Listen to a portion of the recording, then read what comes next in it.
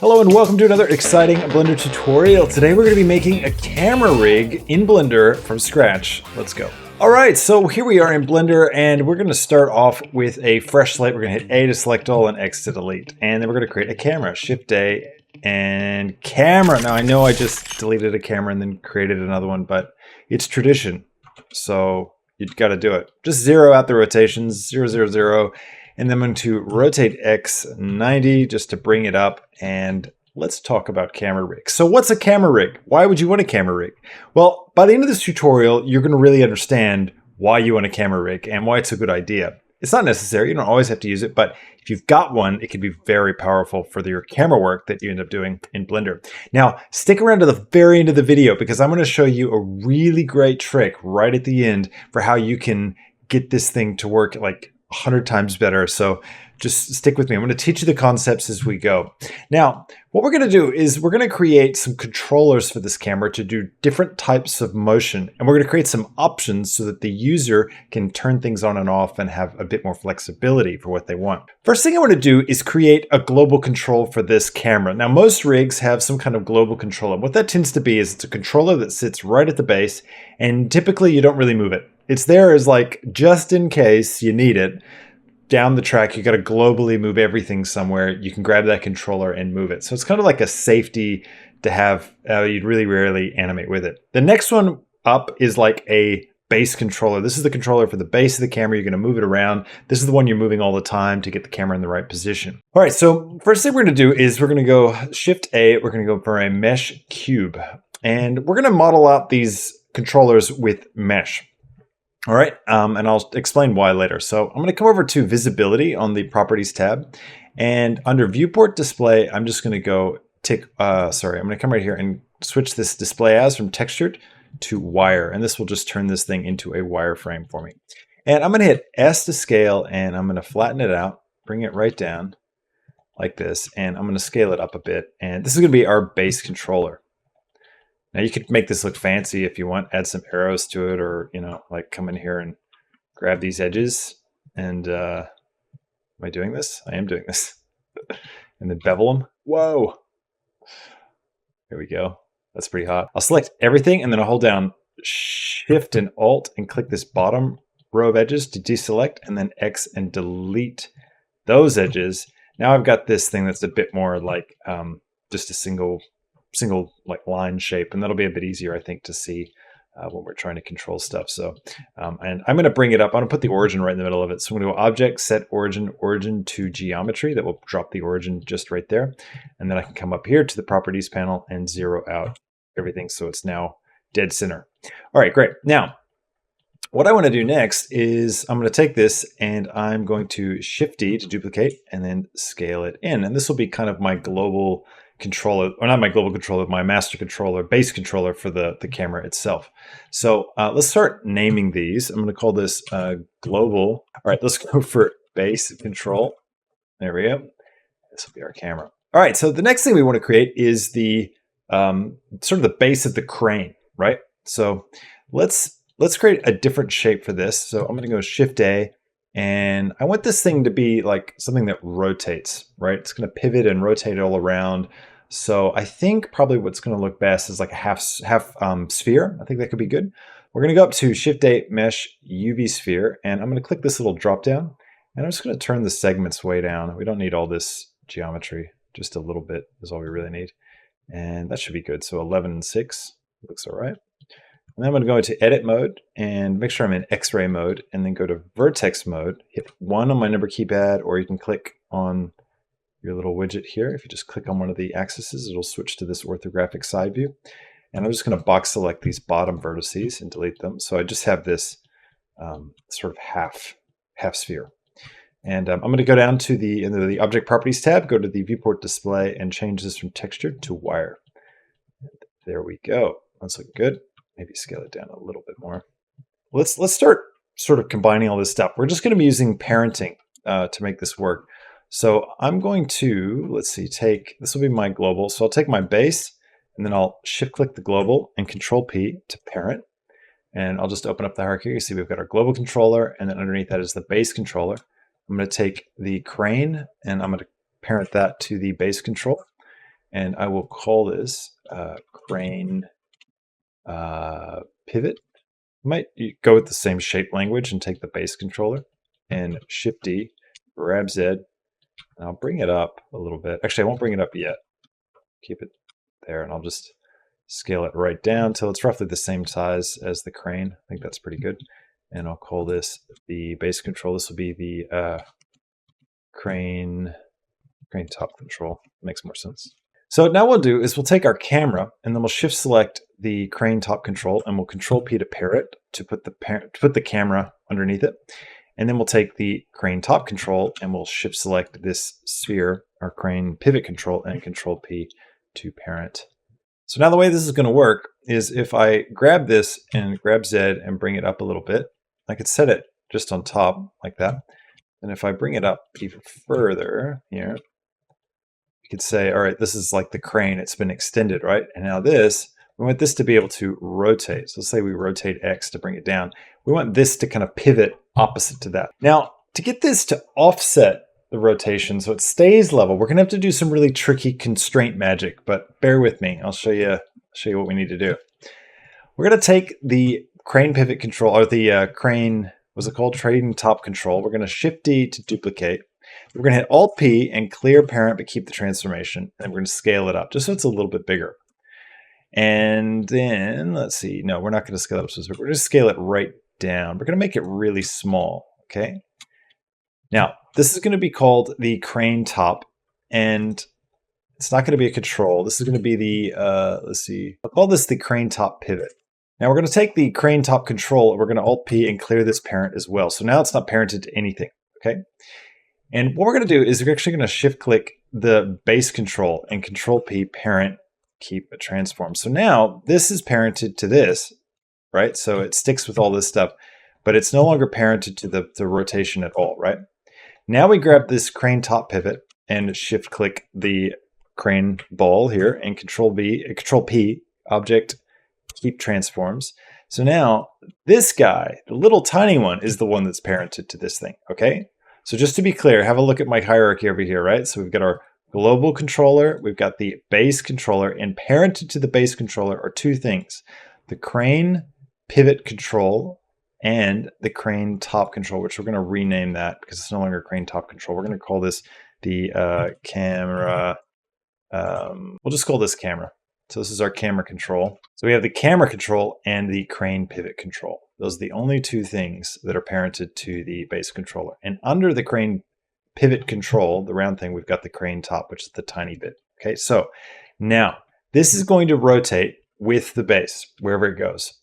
We want to take this and we want to copy the location of this thing. So wherever this thing goes, we want to copy that location and put it on this. Okay, so we're going to click on the camera control and we're going to click add constraint, and we are going to select the, let's see, we want to go for the copy location constraint. Then we're going to pick that crane top pivot. We'll leave everything as is. So now you can see wherever this thing goes, our crane top is going to stick with it, right? I might even name this, instead of camera control, I might call this, let's see, crane invert pivot, because that's really all this does, is inverts the pivot of the crane. So, but now you can see we've got total control. We can move things around, rotate this, orbit it. We can move this. We can rotate it around in crazy ways, and we're not going to get any bizarre artifacts or flipping in our camera. Plus, we maintain the camera's local orientation. So if I go to local here, I can always push my camera forward and back on the Z axis, and it's going to be pushing in, pushing out, no matter where it's oriented with all this crazy stuff. So, all right. I'm going to clear out these rotations with Alt R. What I might do is select this, the crane top pivot. I'm going to go into edit mode and hit E and Z and just bring it down a bit like this, just a little bit. And this will kind of help me visually see this is like the crane arm, right? So wherever this goes, it's going to do its thing. Because if I want to bring this down, that's how I do it. So if we come here and I'll bring this up a bit so it matches, it's a bit nicer looking. So I can extend the crane with this control, and I can rotate with this one. And then we have individual control over our camera like we normally would. Now, what we might want to do is make one additional controller right here. So we might want to like Shift D and scale it down a bit and then get rid of this copy location constraint or maybe apply the copy location constraint and then Shift select the pivot invert and Control P to parent. And that way this guy can be like our actual camera controller. So I can now parent the camera to that. So I can call this where is it at? My camera control. I'm going to change this to crane arm. I feel like that makes the most sense. And I'll call this crane. I'll just call this crane top. Now let's go ahead and take our camera and let's create a scenario where you want to have the camera look at something and stay fixated on it. So what I'm going to do is I'm going to go Shift A and I'm going to create a mesh circle. I'll bring it forward a bit, scale it down some, and then I'll select my camera. I'll Shift S, cursor to selected. That'll put the cursor right at the origin of my camera. Then I can select this, Shift S, selection to cursor. That'll put the circle right there. And now what I can do is hit RX90 to rotate it and grab Z. Actually, I might do that in edit mode so it just stays normally rotated. So I'm going to go in edit mode, RX90, so it's facing forward. And now I can grab Y and bring it out a bit like this. And I want to parent this to, well, actually to nothing, except for maybe the global controller. So I'm going to parent this guy to the global controller.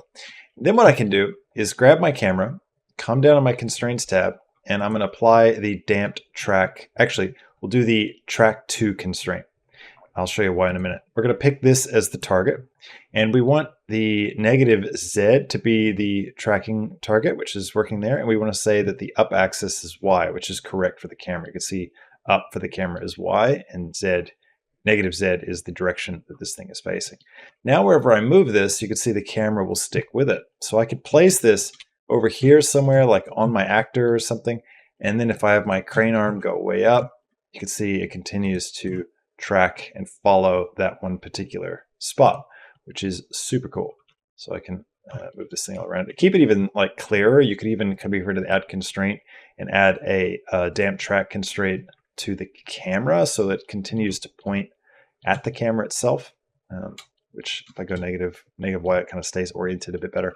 So now wherever I move this, it's going to constantly look back at the camera as well so that it stays really clear because you can see the plane of the camera just by seeing this. And now this is an optional thing. So you can come over here, and you can animate this influence off if you don't want to have it. So we could just turn that off. And that's going to be really cool for giving that a little bit of extra control. So let's put all this stuff back. And oh yeah, and the next thing we can do is if you select the camera, let's come over here to the orange box and let's go all the way down. Actually, go to the camera tab and let's come down to viewport display, and we're going to turn on show limits. What this does is it shows a visual representation in your 3D viewport of the focal plane of your camera. So where is your camera focused? You can actually click and just drag this thing. It turns green when your mouse hovers over it. You can just click and drag, so you don't have to hit G like you normally would. But this allows you to change what's in focus. So I can focus on something specifically just by moving this around. So that's really, really cool. I keep that turned on all the time. And now you can see if we look through the camera, we get the focal plane, right? And we get that look control. So I can just grab that look controller and move my camera around that way, which is super cool. And there you go. We've got a fully functional camera rig that's very effective. But there's one problem. When you animate this camera rig, even though it's super cool looking, what you're going to have is, if you come over here to your dope sheet, where are you? Action editor. If I start animating these guys, so like I'll animate this and then I'll come forward a bit, grab Y and all channels, and then maybe we'll rotate this. Rotation. But let's say I want to put this animation onto another camera rig, like I want to assign all this to something else. Well, it's kind of hard now because I've got two different objects. In fact, we've got a bunch of controllers here, and every time I animate any of those controllers, it's going to continue to add that animation to a new action.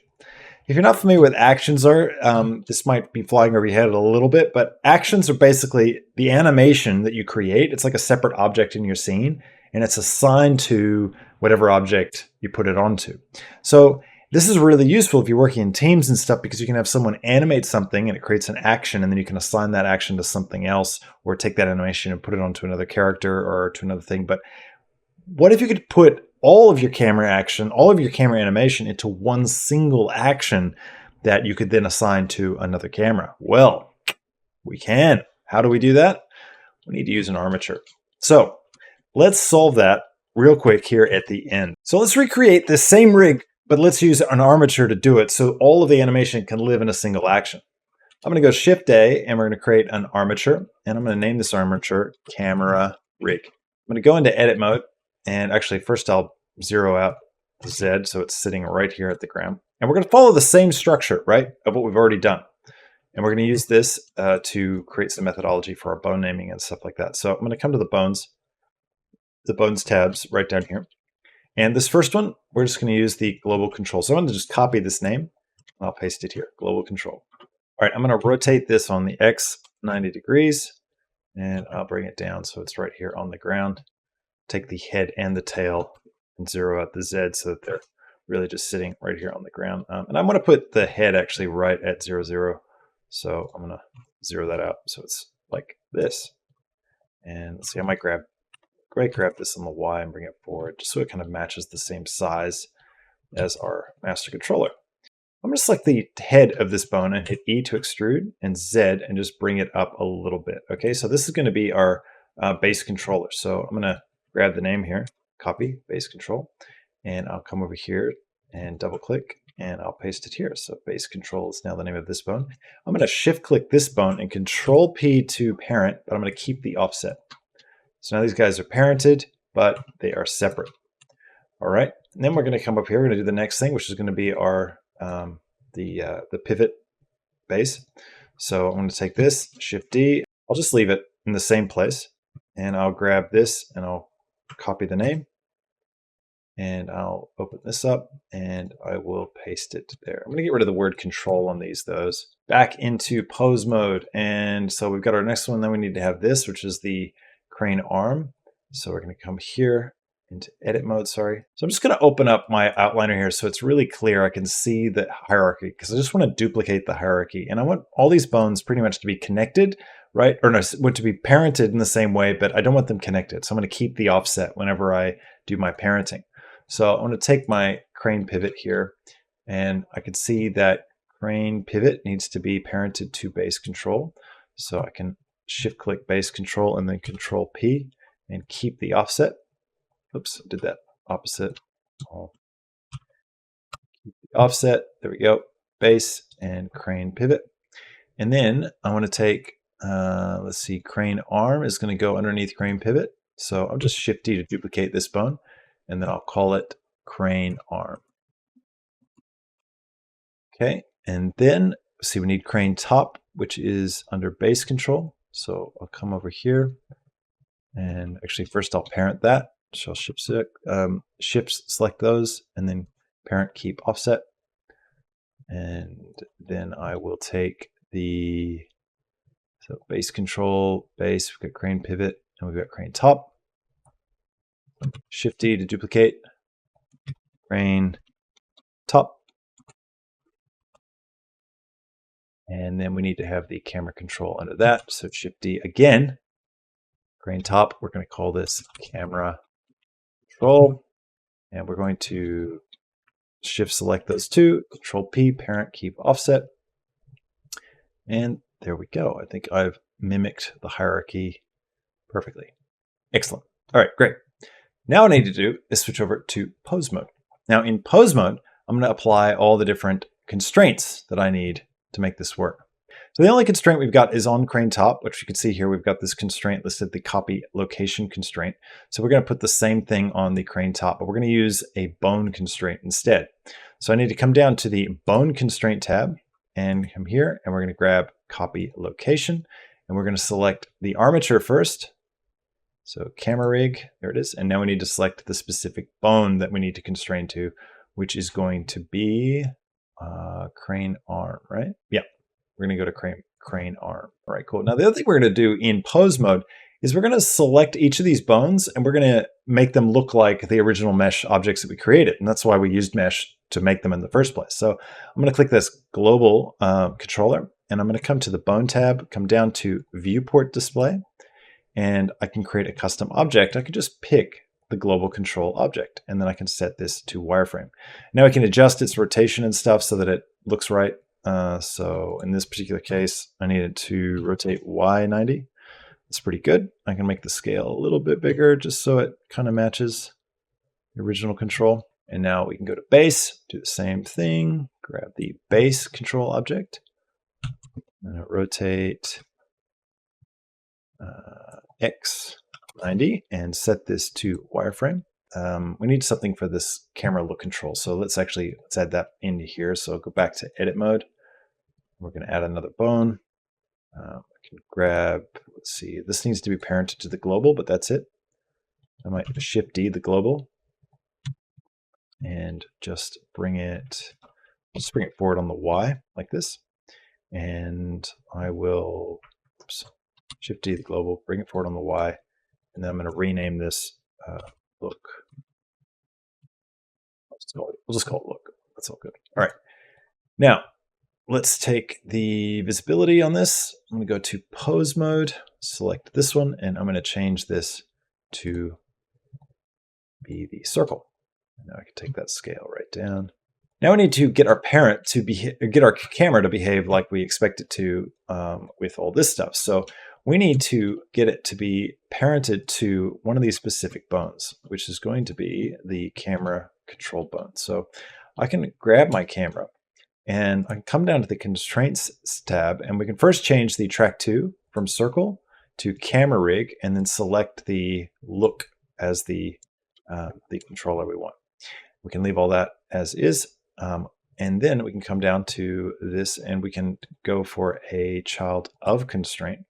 And with the child of constraint, I might put this first in the hierarchy. We can select the camera rig, and then we can select the camera control.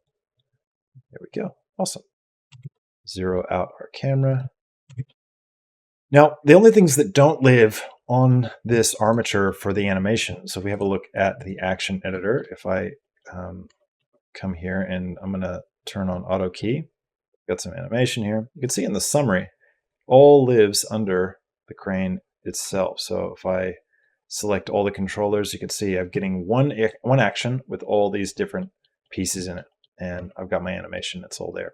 Now, if I wanted my look controller to be included, so the control to activate it, because right now you have to leave camera mode, go into object mode, and then come over here and select the camera and go to the constraints tab and turn this on to get that to work. You could also come to the specific look control bone. And if I go to keep the item menu up here, if I come down here to custom properties on this particular bone and click new, you can see I get this extra prop here that appears with the item menu.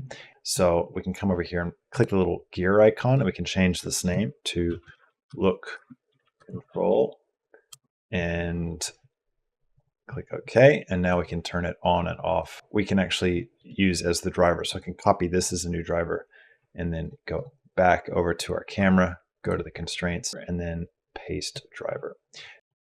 So this way you can stay in pose mode and actually make that change for yourself, which is a bit better. Likewise, there's lots of properties in the camera itself that you can link in. So we could actually grab some of these properties, like for example, the focal distance, the lens size, all this kind of information, the clip. You can create custom properties for each of those and nest them inside your rig so that literally you can just stay in pose mode the whole time and work on your camera and not have to worry about anything. Now, while you're in pose mode, if you select all the bones in your camera rig, one important thing we need to do is change the rotation type. By default, bones are using quaternion rotations. So you can see if I come up here to the transforms, we have quaternion W, X, Y, Z. This can be really confusing.